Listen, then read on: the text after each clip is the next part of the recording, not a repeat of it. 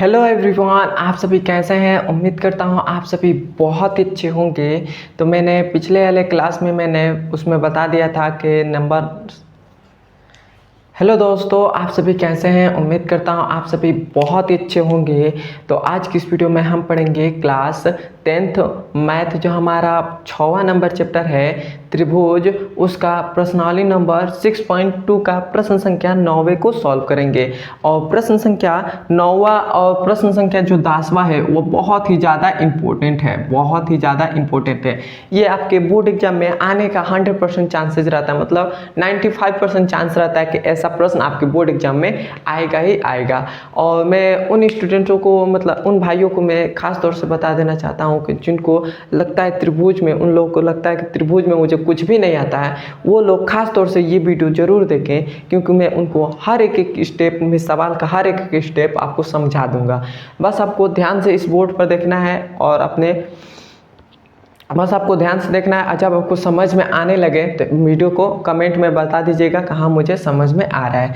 तो आइए अब हम 9वां नंबर सवाल को शुरू करते हैं। 9वां नंबर सवाल हमसे कह रहा है ABCD एक समलंब चतुर्भुज है जिसमें AB समांतर है DC तथा इसके विकर्ण परस्पर बिंदु O पर प्रतिच्छेद करते हैं। तो दर्शाइए कि AO बटा BO इजकल टू में OC बटा में DO, यह हमें सिद्ध करना है। तो सबसे पहले तो देखिए, हमें इसमें कह रहे हैं कि ABCD एक समलंब चतुर्भुज है। तो हम यहाँ पर पहले तो एक समलंब चतुर्भुज बनाते हैं। समलंब चतुर्भुज किस प्रकार का होता है? समलंब चतुर्भुज हमारा इस प्रकार का होता है। यह हमारा एक समलंब चतुर्भुज है। अब हमें इसमें नाम दे देना है A, इसका नाम हम दे दे रहे हैं B, इसका नाम हम दे दे रहे हैं C, इसका नाम हम दे दे रहे हैं D। क्लियर है यहाँ तक? ये हमारे पास एक समलंब चतुर्भुज बन गया। अब उसके बाद कह रहे हैं कि जिसके AB, मतलब AB समांतर है, मतलब AB समांतर है DC के या CD के, मतलब ये भुजा इस भुजा के समांतर है, यह हमें क्वेश्चन में कह रहा है। और कह रहा है तथा इसके विकर्ण परस्पर O बिंदु पर प्रतिच्छेद करती है। विकर्ण का मतलब क्या होता है? विकर्ण का मतलब होता है इसका क्रॉस, मतलब ये जो D बिंदु है ना, इसको हम B से मिला देते हैं, और जो हमारे पास A बिंदु है इसको हम C से मिला देते हैं। और ये जो हमारे पास यहाँ पर कट कर रहा है, ये हमारा O हो जाएगा, यही हमारा प्रतिच्छेद होगा। तो ये प्रतिच्छेद O बिंदु पर प्रतिच्छेद करता है, ये O बिंदु पर प्रतिच्छेद करता है। तब हमें दर्शाना है कि AO मतलब AO बटा में BO ये बराबर है CO, मतलब CO और बटा में DO। यह हमें सिद्ध करना है कि यह बराबर है। तो हम इसको सिद्ध कैसे करेंगे? तो हम क्या करेंगे, इसे सिद्ध करने के लिए हम यहाँ पर एक बिंदु लेंगे, एक हम रेखा लेंगे। किसके? हम A और D के बीच में एक कोई बिंदु ले रहे हैं। मान लेते हैं कि हम एक बिंदु ले रहे हैं। ये बिंदु का नाम हम दे दे रहे हैं P बिंदु नाम दे दे रहे हैं।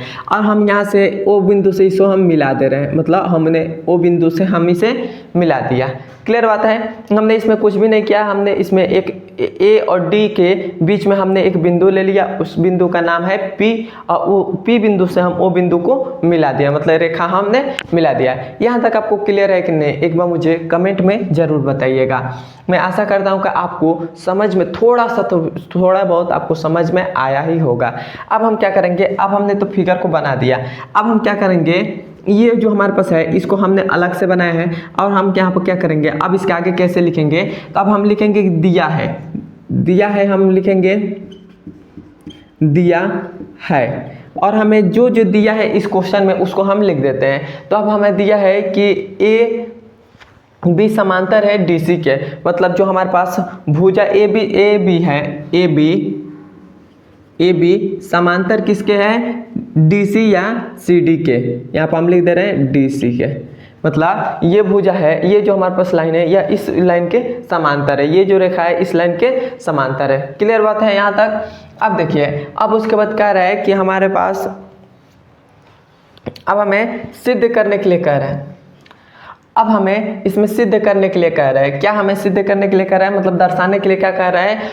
AO बटा में BO बराबर है CO बटा में DO। तो हम यहाँ पे लिख देंगे कि सिद्ध करना है, सिद्ध करना है। सिद्ध क्या करना है? AO बटा में BO बराबर में CO बटा में DO, ये हमें सिद्ध करना है। या हमें सिद्ध करना है, तब हम क्या करेंगे? अब हमें इतना तो हमें क्वेश्चन में दिया था और हमने क्वेश्चन पढ़ को लिख लिया। अब हमने ये जो हमारे पास P बिंदु, हमने ये जो P बिंदु हमने O से P बिंदु एक रेखा खींची है, इसका हम रचना कर देंगे। क्यों? क्योंकि हमें हमने ये जो हम लाइन रेखा लिए हैं, ये हमने अपने मन से लिया है, तो उसकी हम रचना करेंगे। तो यहाँ पर हम लिख रहे हैं रचना। इसकी हम रचना करेंगे। तो हम की रचना करेंगे, तो रचना हम कैसे करेंगे? तो ये जो हमारे पास O से है, ये O ही से गुजर रहे हैं, तो हम लिखेंगे कि O से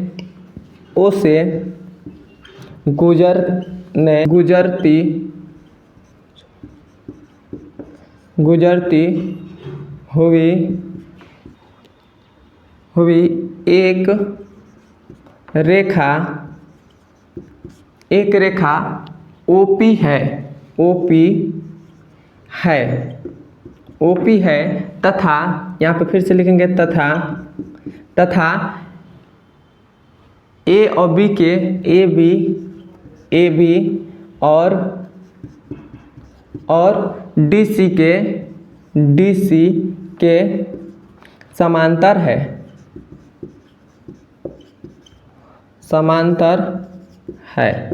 समांतर हमने लिख दिया।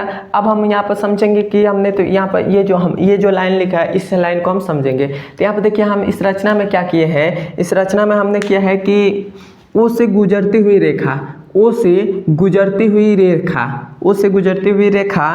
OP मतलब OP है, और तथा हमने लिख दिया AP मतलब AB के AB और DC के समांतर है। मतलब एक बार हम ये त्रिभुज यदि हम ले लें, मान लेते हैं कि यदि हम ये वाला त्रिभुज ले लें, केवल हम इतना, ये हमारे पास ये जो है, ये हम त्रिभुज ले लें। जैसे कि हमारे पास क्या त्रिभुज है? ये इसी प्रकार ना हमारा एक त्रिभुज है, और यहाँ पर हमारे पास क्या है? P, और ये हमारे पास O है, ये हमारे पास D है, और ये हमारे पास A है, ये हमारे पास B है।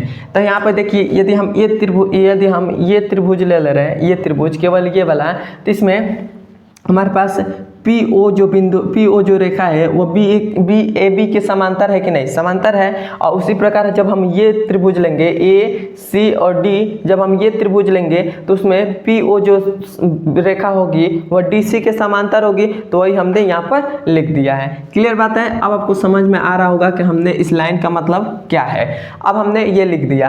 अब हम क्या करेंगे? अब हम त्रिभुज को लेंगे, ये बड़ा वाला त्रिभुज को हम यहाँ पर ले रहे हैं। तो यहाँ पर लिखेंगे त्रिभुज ACD में या ADC ADC हमने ले लिया। तो ADC में हमें समांतर कौन सा है? PO जो बिंदु है, PO वो समांतर किसके है? DC के। तो यहाँ पर हमने ले लिया DC। क्लियर है यहाँ तक? जब हमारे पास ये भुजा, ये जो लाइन है, या इस लाइन के मतलब ये भुजा इस भुजा के समांतर है, तो हम थेल्स प्रमेय लगाएंगे। यहाँ पे लिखेंगे अतः थेल्स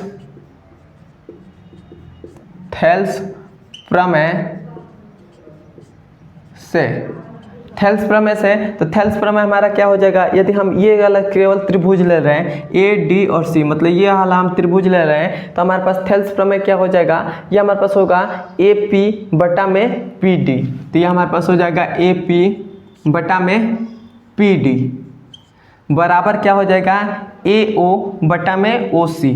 तो ये हो जाएगा AO बटा में OC, और इसे हम मान लेंगे समीकरण नंबर 1।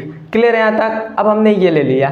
अब हमने ये वाला त्रिभुज लिया, तो अब हम ये वाला बड़ा वाला त्रिभुज लेंगे। तो यहाँ पर हमारा ये इस वाला त्रिभुज को लेंगे। तो यहाँ पर लिखेंगे त्रिभुज AB या D या ADB लिख ले रहे हैं। ADB में हमारे पास OP जो रेखा है वो समांतर किसके है? AB के समांतर है। तो AB के समांतर हो गया।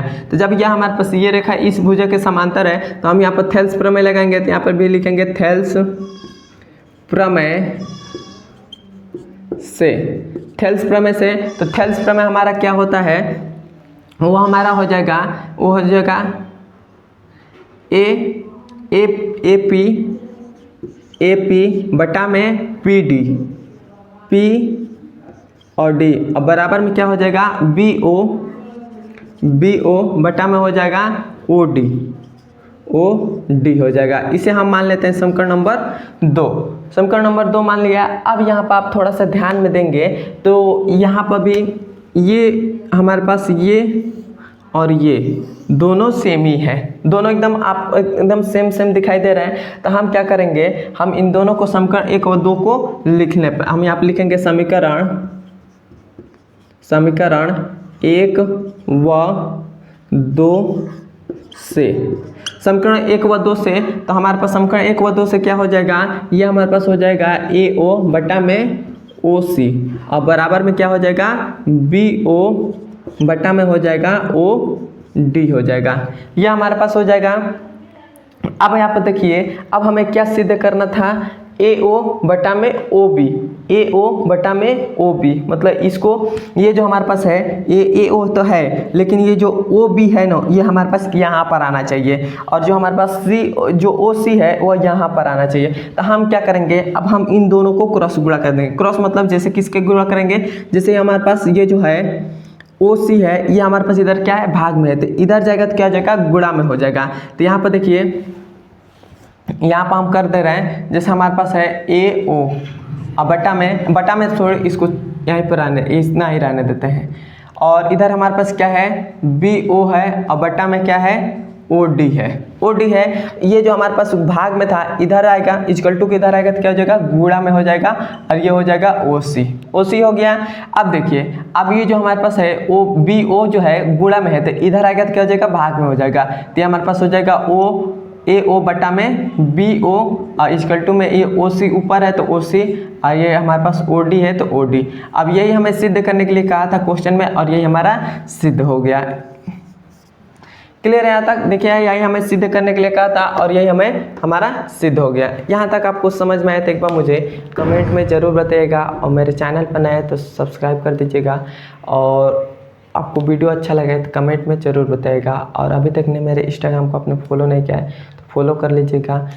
इंस्टाग्राम का लिंक इस वीडियो के डिस्क्रिप्शन में दे दूंगा, आप वहां से फॉलो कर सकते हैं। और उस पर इंस्टाग्राम पर मैं आप सभी के लिए मोटिवेशनल वीडियो डालता हूं, जिससे आप मोटिवेट रहें। अब हम मिलते हैं इसके अगले नंबर वीडियो में। धन्यवाद। हमारे पास 10वां नंबर सवाल है। 10वां नंबर सवाल एकदम 9वें नंबर सवाल के जैसा है। ये भी बहुत ही आसान है, और ये भी बहुत ही ज़्यादा इम्पोर्टेंट है। इसे भी आप एकदम रट कर जाइएगा, क्योंकि एग्जाम में आने का बहुत ही ज़्यादा चांसेस रहता है। तो देखिए, ये हमारे पास 10वां नंबर सवाल कह रहा है, एक चतुर्भुज ABCD के विकर्ण परस्पर बिंदु O पर इस प्रकार प्रतिच्छेद करती है कि AO बटा में BO इक्वल टू में CO बटा में DO है, तो दर्शाइए कि ABCD में एक समलंब चतुर्भुज है। तो सबसे पहले तो हम एक समलंब चतुर्भुज मतलब ABC एक चतुर्भुज बना लेते हैं। तो हम यहाँ पर एक समलंब चतुर्भुज बना लेते हैं।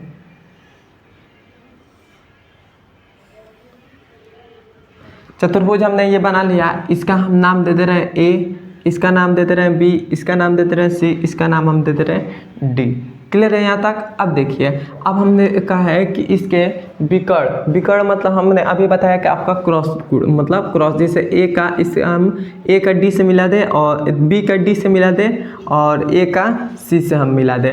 और ये जो हमारे पास यहाँ पर जो कट कर रहा है, ये प्रतिच्छेद कर रहा है, इसको हम नाम दे दे रहे हैं O बिंदु नाम दे दे रहे हैं। क्लियर बात है यहाँ तक। अब देखिए, अब हमने इस O बिंदु से हम एक रेखा खींच रहे हैं, मतलब एक हम रेखा यहाँ से खींच रहे हैं। इस बिंदु हमारे पास है, इसको हम नाम दे दे रहे हैं P, हमने नाम दे दिया। यहाँ तक क्लियर है यहाँ तक।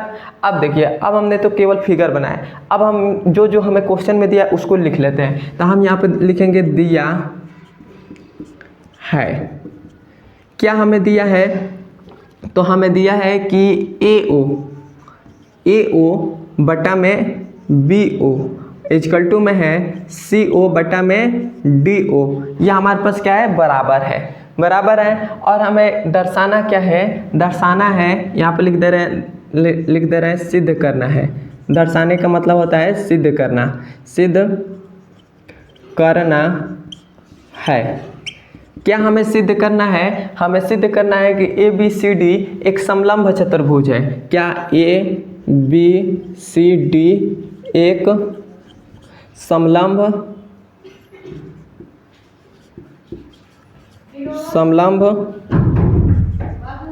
चतुर्भुज है। या हमने लिख दिया कि ABC एक समलंब चतुर्भुज है। समलंब चतुर्भुज का मतलब क्या होता है? जब भी हमें दे दे कि ABCD एक समलंब चतुर्भुज है तो उसमें जो यह हमारे पास ये भुजा रहती है, मतलब ये जो हमारे पास लाइन रहता है या इस लाइन के समांतर होता है। तो हमारे पास ये लाइन क्या है? वो हमारे पास है AB समांतर क्या है?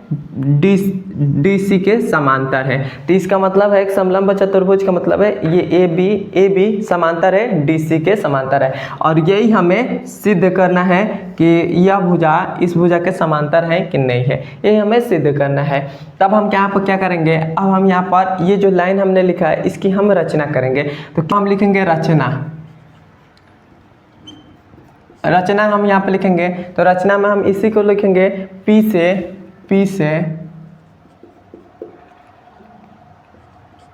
से O तक खींची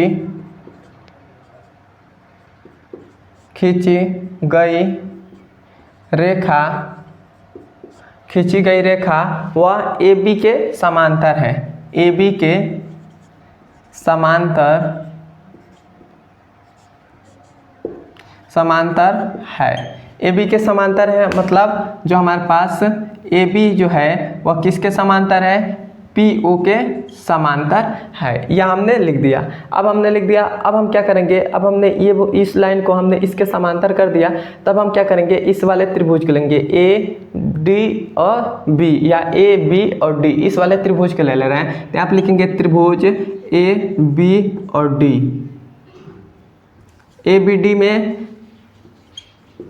ABD में हमारे पास जो PO रेखा है वो किसके समांतर है? AB के समांतर है। तो यहाँ पे लिख देंगे या यहाँ पे लिख दे रहे हैं AB ये जो रेखा है इस रेखा के समांतर है। तो हमारे पास हो जाएगा PO के समांतर है। जब ये हमारे पास समांतर है तो यहाँ पर भी थेल्स प्रमेय का प्रयोग होगा। तो यहाँ पे लिखेंगे थेल्स प्रमेय से। तो थेल्स प्रमेय से तो थेल्स प्रमेय हमारा क्या होता है? वो हमारा होता है AP बटा में क्या हो जाएगा? PD हो जाएगा। AP बटा में PD और यहाँ से हो जाएगा BO बटा में OD हो जाएगा। तो बराबर में हो जाएगा BO बटा में OD हो जाएगा। इसे हम मान लेते हैं समीकरण नंबर 2। क्लियर है यहाँ तक? और इसे हम मान लेते हैं समीकरण नंबर 1, इसे मान लेते हैं समीकरण नंबर 2। इतना हमने मान लिया। अब देखिए हमारे पास हो गया। अब हम क्या करेंगे? अब हमारे पास ये है, इसको हम यहाँ पे लिखेंगे। तो यहाँ पे लिख दे रहे हैं समीकरण 1 से हमने इसको ले लिया। तो ये हमारे पास है AO बटा में है BO बराबर क्या है? CO बटा में है DO, ये हमारे पास है। तब हम क्या करेंगे? इसका भी हम क्रॉस गुणा कर देंगे। जिस प्रकार अगले उसमें क्रॉस गुणा क्या था, तो इसका हम इधर कर देंगे और इसका हम इधर कर देंगे। तो क्रॉस गुणा करेंगे तो ये हमारे पास क्या आ जाएगा? ये हमारे पास हो जाएगा AO बटा में हो जाएगा CO बराबर में क्या हो जाएगा? BO बटा में हो जाएगा DO हो जाएगा। इतना हो जाएगा। इसे हम मान लेंगे समीकरण नंबर 3। समीकरण नंबर 3 मान लिए। अब हम देखिए समीकरण नंबर 3 मान लिए। तब हम समीकरण 2 और 3 को लेंगे। तो समीकरण और 2 और 3 को लेंगे तो यहाँ पे लिख रहे हैं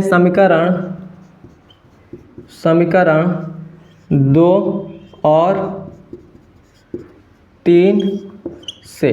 समीकरण 2 और 3 से तो समीकरण नंबर 2 में देखिए ये हमारे पास ये दोनों बराबर है। समीकरण BO बटा में OD और BO बटा में OD लिखे या DO लिखे, दोनों तो बराबर है। तो ये तो हमारे पास हट जाएगा। तो ये तो हमारे पास होगा। तो ये हमारे पास क्या है? ये हमारे पास है AP बटा में क्या है? PD। तो PD हो गया बराबर में क्या हो जाएगा? ये हमारे पास हो जाएगा। तो AO बटा में हो जाएगा CO हो जाएगा। इतना हो गया। तो अब आप देखिए थोड़ा सा।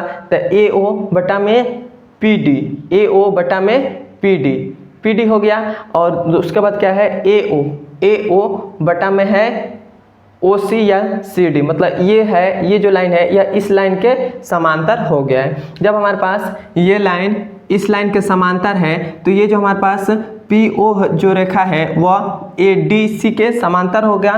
तो यहाँ पर हम लिख दे रहे हैं, पता नहीं आपको नीचे दिखाई दे रहा है कि नहीं, लेकिन आशा करता हूँ दिखाई दे रहा होगा। तो ये जब हमारे पास ये लाइन इस लाइन के समांतर है तो हमारे पास PO जो है रेखा है वह ADC के समांतर हो जाएगा। तो यहाँ पर हम लिख रहे हैं PO वह समांतर किसके हो जाएगा, DC के समांतर हो जाएगा।